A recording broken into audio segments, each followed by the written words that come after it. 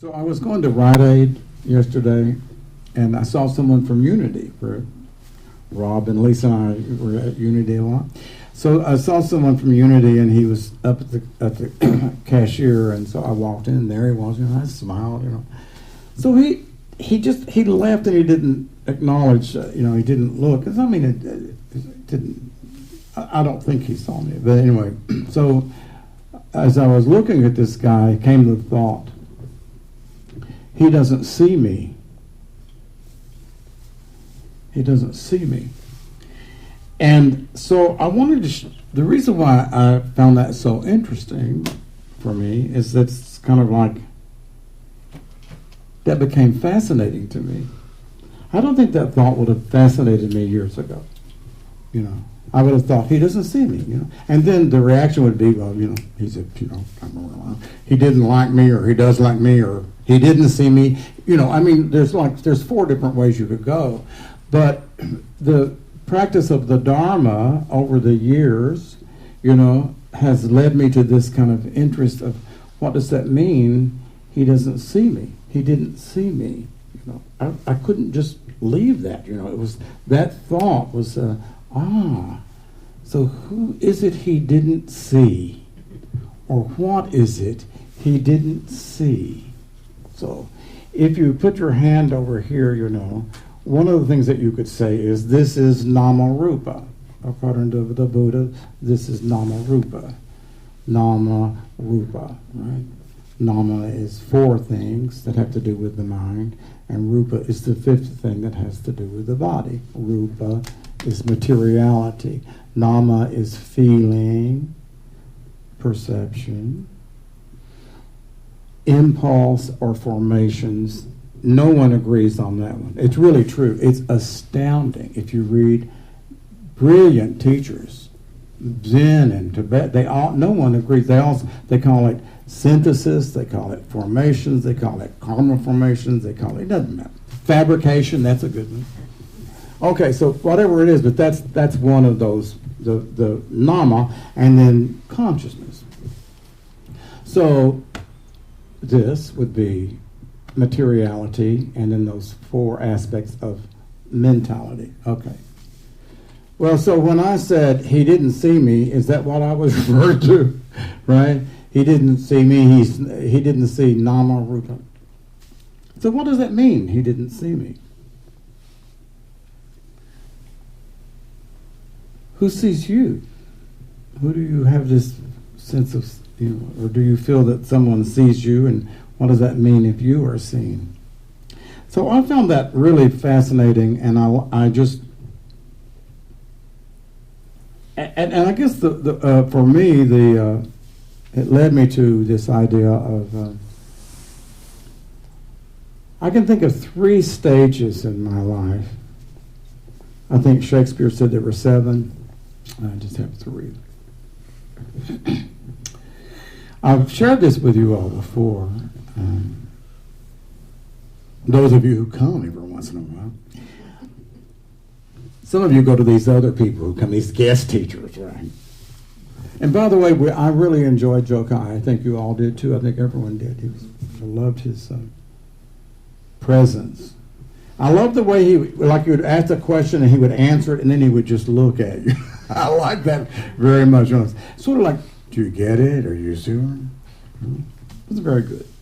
And next Sunday we have Ryoto, from Sensei Ryoto, from way up there north, Sodom and Gomorrah. Well, that's probably not, I should say. And he is an excellent teacher, Zen teacher. So I hope you all will come. Now I forgot what I was talking about. Do you remember what I was talking about, Alice? Can you? What? He doesn't see me. So there were 3 things. So the idea of he didn't see me sort of made me think of sort of 3 things. 3 stages of my life. So I would say up until maybe the end of the 40s, somewhere after I started, I had this wonderful, amazing opportunity to do analysis with a Jungian, wonderful. Well, probably the wisest person I ever met. Now there's an opportunity, right, to sit with the wisest person you ever met. It occurred to me somewhere in the end of my 40s that I was narcissistic. Oh my God, who knew? Now I'm really serious. You know, it took me to age maybe 45 or 46. It didn't occur, you know, I mean, I read and I studied psychology. By then I had read a great deal of Jung. Well, I mean, I read about narcissism and all that stuff. It never occurred to me that I was narcissistic. I just thought you were narcissistic. Maybe Eric was, or Allison was, or, you know, maybe Teresa was, or not Victor. So when I discovered that, it was not like this, oh my, you know, it's like, you know, kill myself or beat myself up or there's something really bad about me, because that's just not my nature. I was fortunate enough to have parents who were very loving, and so I got this kind of model of that I was okay. So it was not my nature to beat myself up. It was just sort of like, oh my God, I'm narcissistic. You know, I mean, it wasn't like something bad. You know, it's just like it was like an awareness. Oh, what does that mean? So it meant like I started noticing that I self-reference everything, right? So Rob says, well, you know, Victor, I'm really tired today. I said, oh, so am I. So it wouldn't matter what you said, I would refer it back to myself, right? And so then I would respond from, you know, that. So, and then of course, I think that just to, you know, sort of like as a sidebar, I think it was Houston Smith who said that Buddhism is the cure for universal narcissism. Did you ever hear that one? Buddhism is the cure for universal narcissism. So, not that it is the cure. I'm not sure that it is the cure, but it is. I guess the reason I said this is because in the way that I am using the word narcissism, I'm not using it as, you know, this psychological. This called a injury to the self. Everybody has a certain issue of narcissism. You know, as Mayor Koch used to say in New York, "How am I doing?" You know, he was the mayor when I was in New York. He would look at me and say, "How am I doing?" So,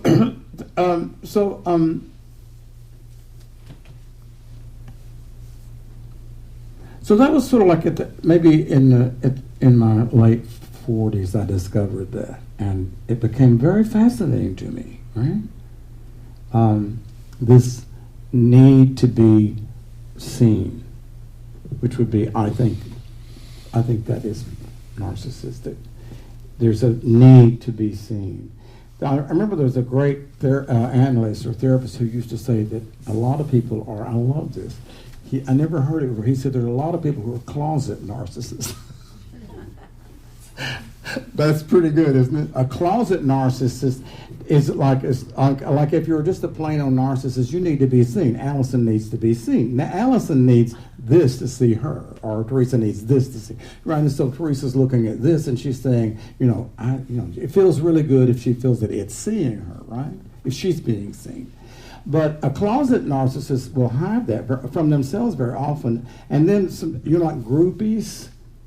People who collect around some like charismatic, those are very often closet narcissists, right? They get a kind of their sense from the light of somebody else. Somebody else who's really wonderful. Then everyone kind of bask in the glow of that. That's kind of could be a closet narcissist. Or like a closet narcissist might have like your boyfriend or your girlfriend is really and you kind of like bask in the glow of that person. That could be maybe a closet. Teresa's nodding her head, which is so anyway, I think that everybody is we're all in some ways needing to be seen, I think.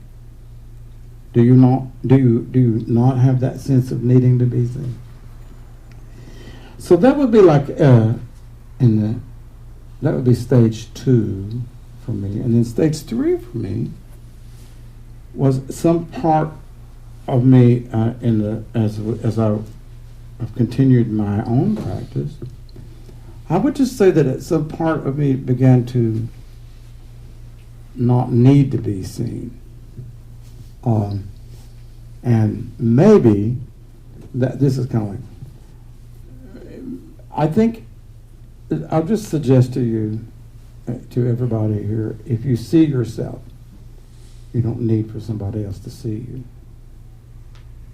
If there's a sense of you seeing you, you don't need for me to see you, right? If you are able to really look and see what this is, that presents quite an interesting situation. What does it mean to see yourself? What does it mean for you to see you?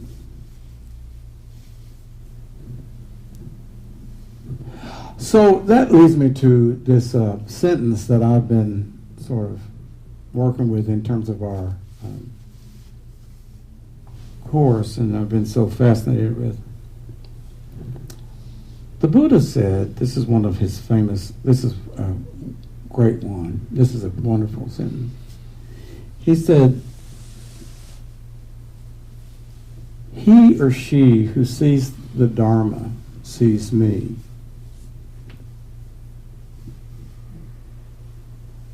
He who sees the Dharma sees the teaching, and he who sees the Dharma sees me. You see the Dharma and you see the Buddha. So what could that mean? What does it mean if you see the Dharma, you see the Buddha? And it also would mean, I think, if you see the Dharma, you see yourself. You see really who and or what you truly are. You see who you are. And again, if you see who you are, you no longer need for me to see you. I'm sort of now free, right? You've now released me from that, right? From that tentacle of saying, see me, see me, see me. So if you see yourself, you have seen the Dharma, which is, and if you see the Dharma, you no longer need for anyone to see you. So the other thing I wanted to share you, and this is like almost my most favorite one, is the Buddha. From this, just from moving, he said in terms of seeing the Dharma, he says that the Dharma is samditika and akalika. It sounds like a song, doesn't it? Like I've cast a nest. Samditika and akalika. It took me a long time to memorize those words. It means that if you see the Dharma, you see it, it's immediately visible. It's not like something that happened yesterday or tomorrow. It's out of time. It's not subject to time. It's timeless, which is pretty difficult to understand, although we're trying to understand it. I wrote a little essay called "The Problem of Time," and that's how, this is where this is kind of coming from in terms of understanding the Dharma in terms of the problem of time. So, all right, so that leads me to, I think I'm almost out of words. I'm not out of words.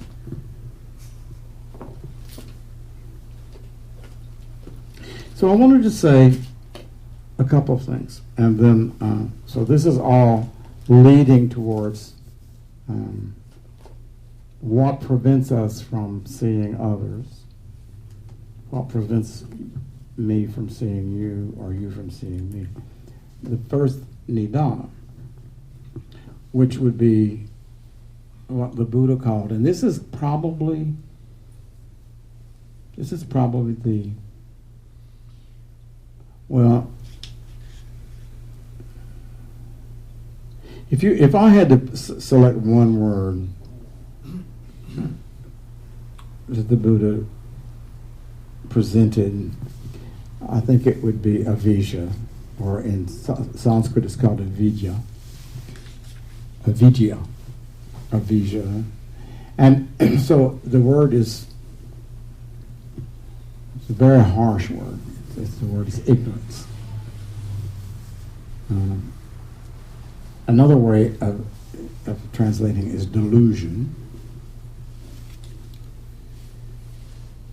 So I've been reading and sort of, and as I was saying, my mind has been exploding because I've been reading all of these brilliant teachers, and it's rather overwhelming. So one of the things that I love so much, because if anybody ever understood this, it's Chogyam Trungpa. He had a wonderful understanding of the first Nidana. So I want to describe it to you all. The way he does it is it's like in the wheel, the Bhava Chakra, which Travis painted for us. Avidya is described as a blind grandmother and or a blind grandfather. I say it's grandmother, but we're trying to be gender, right? We're not trying to be, we're trying to be gender non-specific. So it's a blind grandmother or a blind grandfather. And so if we say that it's a congenital defect, right, but the blindness is like they're born with it. And so then as the Chogyam Trungpa then describes it, it's like, let's go to their grandchildren, right? So they have grandchildren, and the grandchildren are born blind. Huh? So he describes avidya as a fundamental bewilderment. Fundamental bewilderment.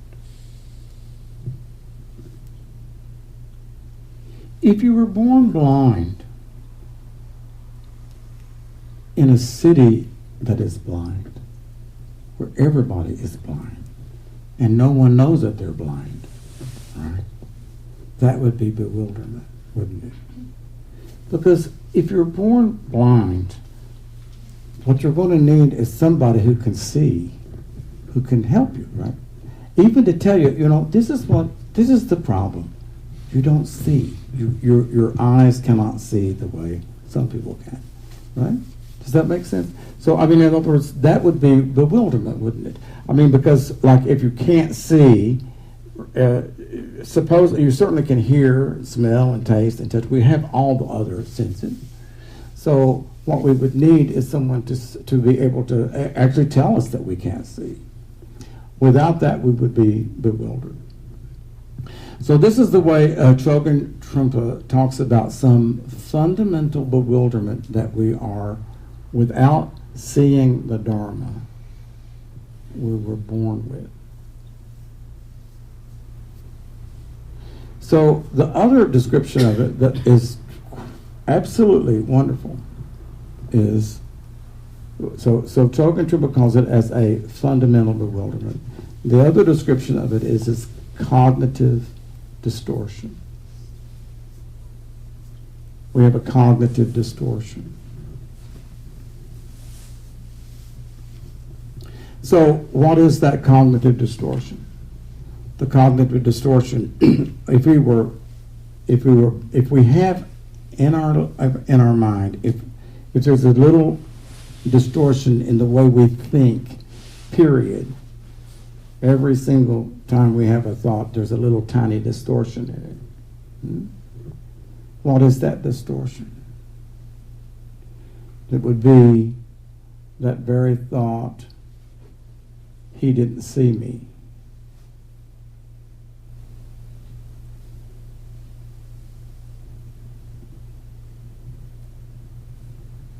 If everything that I think is divided into me and you. So the truth is, my reality is there's got to be you, and there's Daisy and there's Victor. There's always two things. There's always a subject and there's always an object, right? And the object basically is mine, right? This is my object. If there's always a division into subject and object. According to the Buddha, that is a fundamental distortion. Yeah. So, if I am utterly convinced that you are something, you're something out there and you're not me, you're not this, that is, according to the Buddha, what he called avijja, or ignorance. So,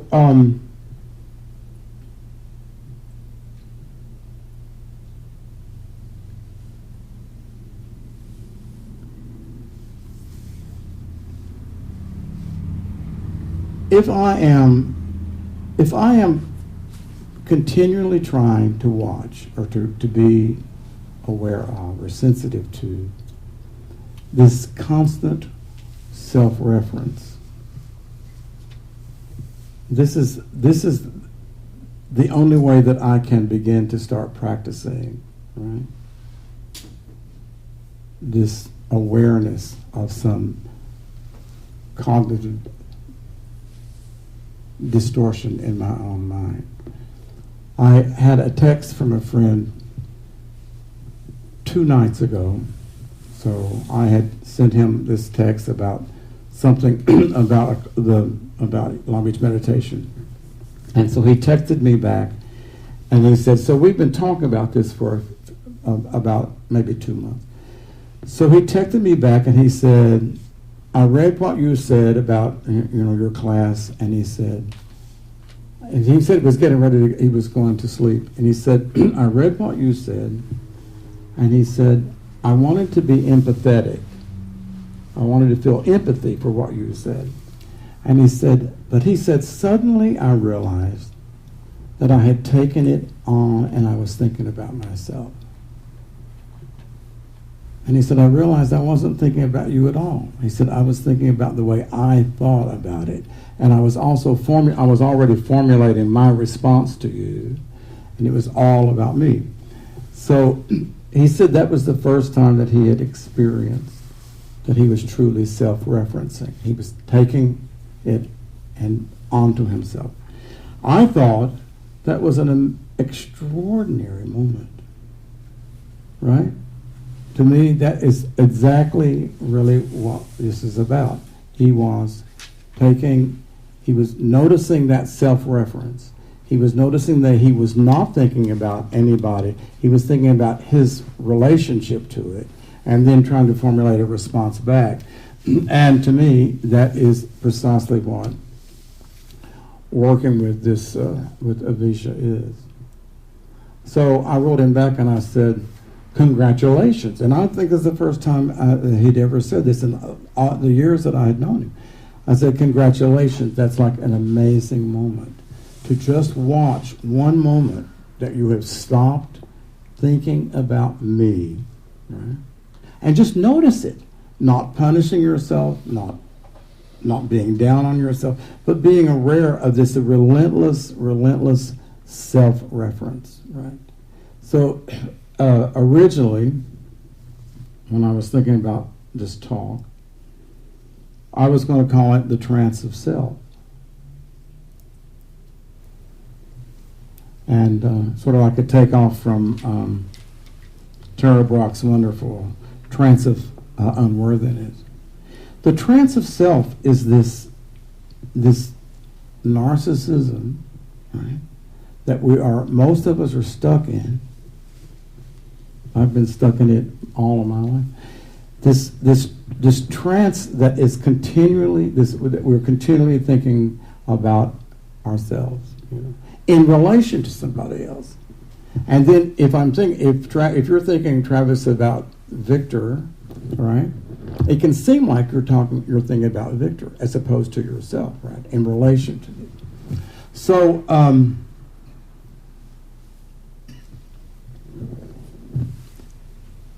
I gave a talk a few years ago, and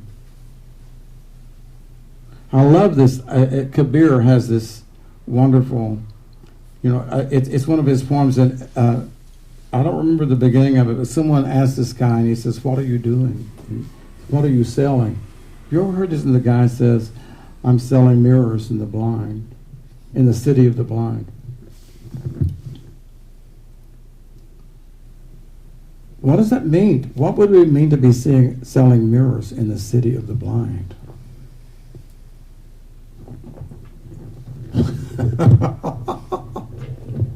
Well, I would say, I don't know exactly the answer to that. I would say that that's what the Buddha is doing. And the city of the blind would be